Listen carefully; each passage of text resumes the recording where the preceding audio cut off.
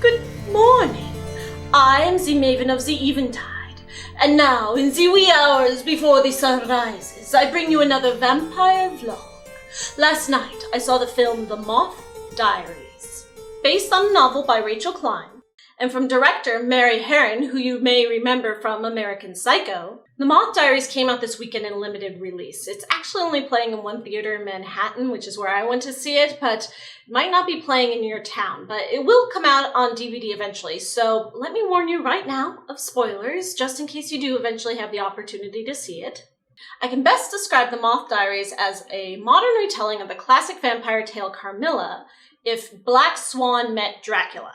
For those of you who don't know what Carmilla is, it is a classic vampire story. It came out before Dracula, written in the 1800s. It started the vampire lesbian genre, and it's a story of a mysterious, beautiful young vampire woman who comes to this remote house and falls in love with the young lady who lives there and seduces her and tries to win her over. So The Moth Diaries is a story about boarding school girls, and our main character is Rebecca. And Rebecca is 2 years from the suicide of her father. Her father committed suicide. It's been haunting her ever since, and so she's been sent off to boarding school because her mother can't look after her. And in those 2 years, she's recovered because she's made a best friend, Lucy. Now, you have a character named Lucy in a vampire movie, you know she's not long for this world, but we'll get to her later. So Rebecca is doing well, enjoying herself at this boarding school. She's got a great group of friends, and they all sneak off and smoke pot and have parties at night, but still do well in school. And this year, there's a hot new English teacher, played by Scott Speedman. Yes, that's Scott Speedman. So Rebecca thinks things will be great, and then the new girl shows up. This is Ernessa Block. Ernessa immediately takes an interest in Lucy, which gets Rebecca jealous, and Rebecca's studying vampires in her English class with her hot new English teacher, and she's learning about Carmilla. Her English teacher explains that a vampire is a lonely soul, someone who wants to take someone else over and possess them. We watch Rebecca's downward spiral into obsession and perhaps hallucinations, perhaps a little bit of madness. We don't know what's real. We don't know what's supernatural. It is very Black Swan in that respect, except it doesn't actually answer the questions like Black Swan sort of did. At the end of Black Swan, you know that she's just sick and has problems. But in this, could be supernatural. The things she sees Ernessa walk through a window. She sees her pass through locked doors. She sees her turn into a bunch of moths. These things can't really be explained. Now, let me say, I did not think this was a great movie. It is not a great movie. I'm not even sure it's a good movie, but I liked it. I loved that this movie was a return to the classic Gothic Victorian version of the vampire that we've lost nowadays. Nowadays, you see vampires like Twilight, like True Blood, like Fright Night. Okay, in their English class, Scott Speedman, the sexy English teacher, explains that all vampire stories have three things in common: sex, blood, and death. Now, this movie has sex, blood, and death, but it's different than how we have been seeing it lately.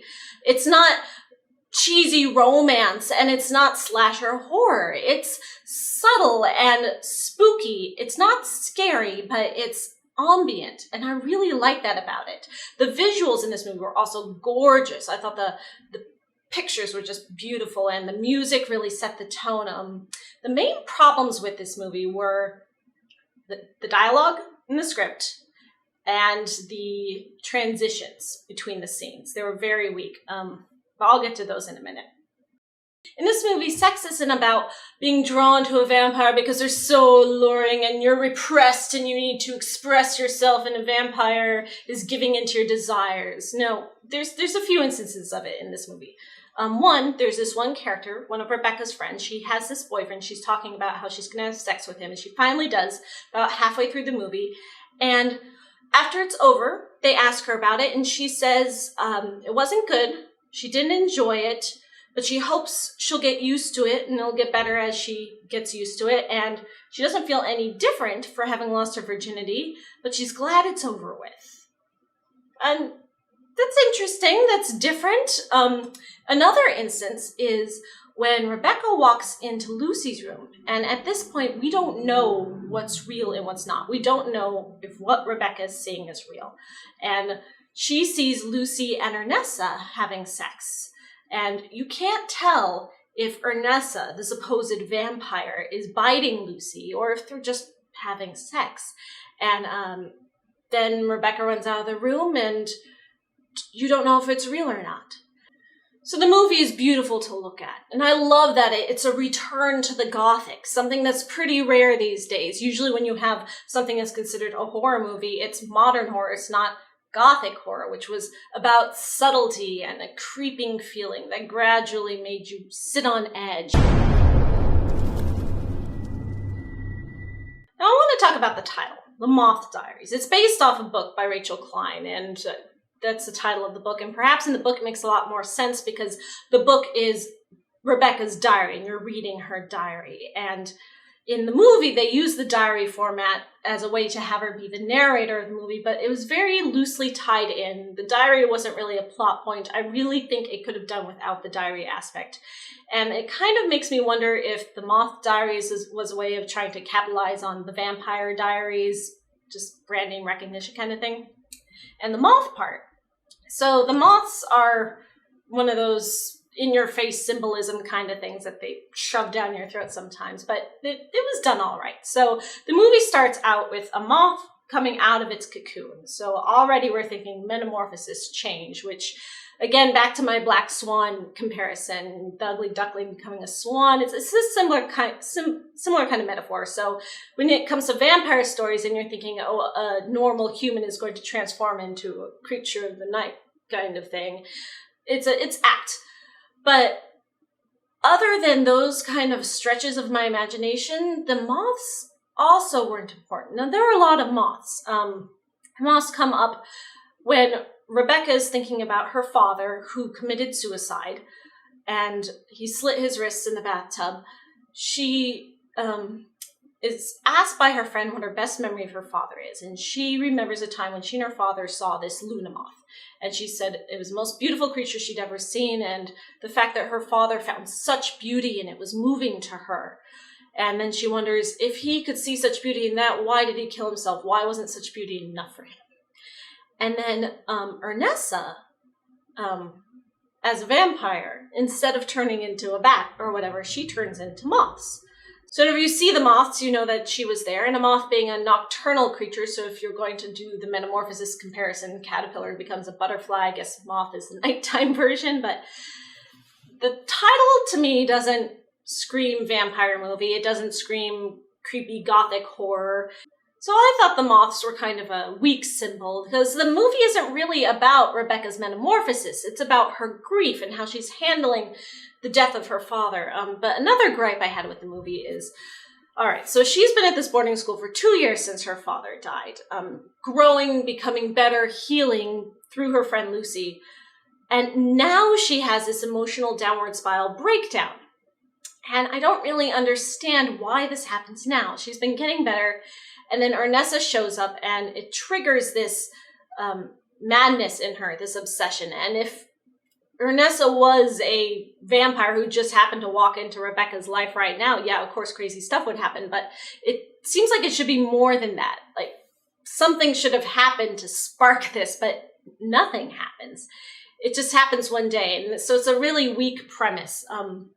Rebecca feels at the end that originally she thought Ernessa was there to stalk Lucy and to make Lucy her special someone, because as a lonely, tortured vampire soul, she wants to have that one person to bond with. But then Rebecca realizes that it's her that Ernessa wants, and that she's the one that she's controlling. Because Ernessa truly does have control over Rebecca by driving her to this madness and obsession by toying with her friend. So my biggest gripe with the movie was the dialogue and the script in general. It was very shallow. Characters would say exactly what they were thinking and feeling, and the way they interacted to each other had no depth. You couldn't really tell that these girls were friends other than that they said, hey, you're my best friend. So it felt like there were a lot of could-have-beens, a lot of wasted opportunities. This movie could have been gorgeous and breathtaking and spooky, but instead it was shallow. She's turned you against me. You don't even want to know her. She's my best friend. It's not fair. Really, it was just too simple. And I feel like if someone had taken the script and gone over it and just made all the dialogue better and deep and complex and sound like things people would actually say, they could have had a much better movie. The transition between scene to scene, I don't know if there was a lot of things cut out, or if they just didn't tie it together well, or if because it was based on a diary, you didn't get to see how things flowed. It just didn't work. And I don't know if this is the fault of the actors or the writing, but some of the line deliveries were just almost laughably bad. The only one that really made it work for her was Lily Cole, who played Ernessa, because I think she is gorgeous. I first saw her in the Imaginarium of Dr. Parnassus, and I just thought she was the most eerily beautiful actress I'd ever seen. And when I saw her in this, I was just thrilled to see her here. And, she's good. She's not bad, but when she would say the lines, they would just come off so weird and random. But it worked because she's playing this character who is weird, and she would say a line, and then the Rebecca character would look at her like, what are you even saying? Where is it coming from? And if it were any other character, like a normal girl, it would be funny. But the fact that she's supposed to be this creepy supernatural being or whatever she is that would just say totally random weird things like that, it worked. And it unnerved you, and it just made you wonder what she could do, what she would say next. And it actually worked for her. And a wonderful performance out of her for what she had to work with. I would recommend seeing this movie just to see her in this role.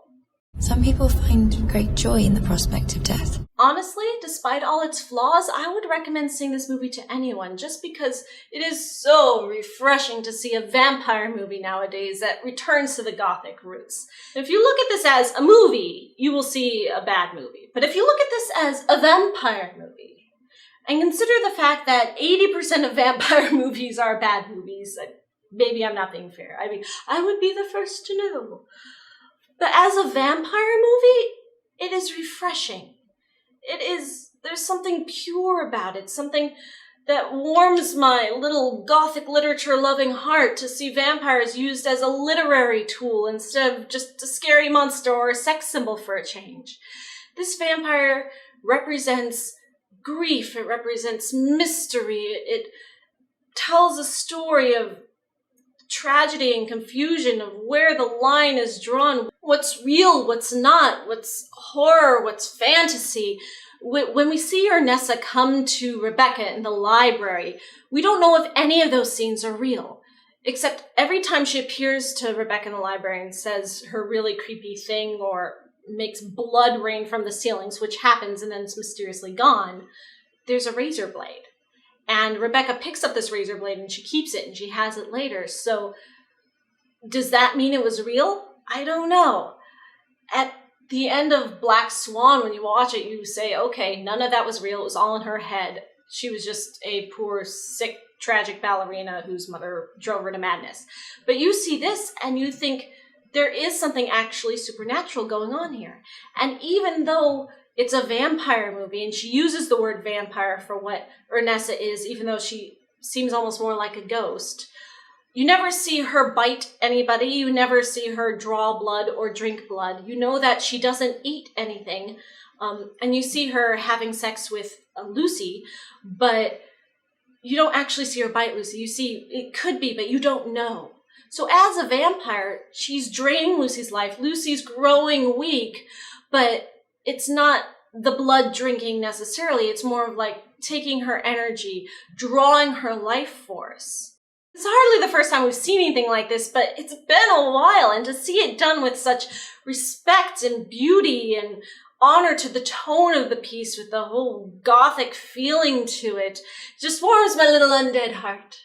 So despite it all, I want you to see this movie. Not because it's the best movie ever. Don't go in expecting it to be a horror movie or to be scared, but as a representation of the vampire genre, of something that we should strive for, and perhaps the next time they do it, it will be better. When was the last time we had a vampire lesbian movie that wasn't just about slutty skanks unable to control their lust? This is vampire homoeroticism as the way it was conceived back in the days of Gothic repression, when it had symbolism and meaning and stood for things and was a reflection on society. This movie is full to the ceiling with symbolism. You've got the moths, you've got water, you've got the razor blade, you've got blood, you've got daylight. There's just, felt like every other scene something was a symbol for something else and then get repeated. And it was a little in-your-facey, but I didn't mind it. I actually liked it. I felt like I could write 18 English class essays just by watching this movie, and my teacher would give me a shiny gold sticker because it was just so much there that you could make so much out of, and it almost felt like someone was just having fun with it. This, as an homage to Gothic horror, the minds behind this just wanted to put in as much as they could that said, oh, this is what they did in the Gothic days. Let's shove that in there. You know, cooped up here, your girls get so close, all that emotion can turn toxic. So in the end, you're left wondering who the true vampire really is. Is Rebecca the true vampire because she was the one who wanted to have control? She was the lonely lost soul? Maybe. You don't know whether Ernesta was real or not. I mean, she had to have been real because she was there, but was she really a vampire? And I won't tell you how the movie ends, but Rebecca thinks she's gone at the end, and you don't know that she actually is. You just know Rebecca thinks so, and you see her driving off into the sunset, essentially relieved. But then it just ends. You don't find out what happens to her. You don't find out if she suffers any consequences for what she did, which I won't spoil for you. But it leaves all these ribbons untied, and in a way it's a little frustrating because it felt incomplete, but in a way I also like that it left me speculating because I'll be thinking about it for days now. I'll be wondering, well, what would happen with this? Is the diary that she kept, the Moth Diary, going to incriminate her? Is that why the diary was important? Because it's going to come back and they're going to read all her secrets and then she'll be found out? I don't know. And I'm going to be thinking about this for a while, and I think that's a good thing. So in conclusion, I like this movie, despite that I do not think it is good, and not in a guilty pleasure way, and not in a so bad it's good kind of way, because there was enough else going for it besides all the problems with the script that made it worth watching. As a study of vampires in the literary sense, it is very worth it, and I would recommend seeing it. In fact, I'll see it again. I'll probably make other people see it with me, and then they'll get mad at me and put my coffin in the sunlight like they like to do. In all of the classic Gothic horror stories, we see anxiety about female power, female sexuality. Just for a good spooky time and a lot of beautiful young women if you're into watching that sort of thing. And take your friends or see it on Netflix if it's not playing in your city. It'll come out eventually, I'm sure. And just remember, I'm the Maven of the Eventide, and in a vampire movie, the vampires should always come first.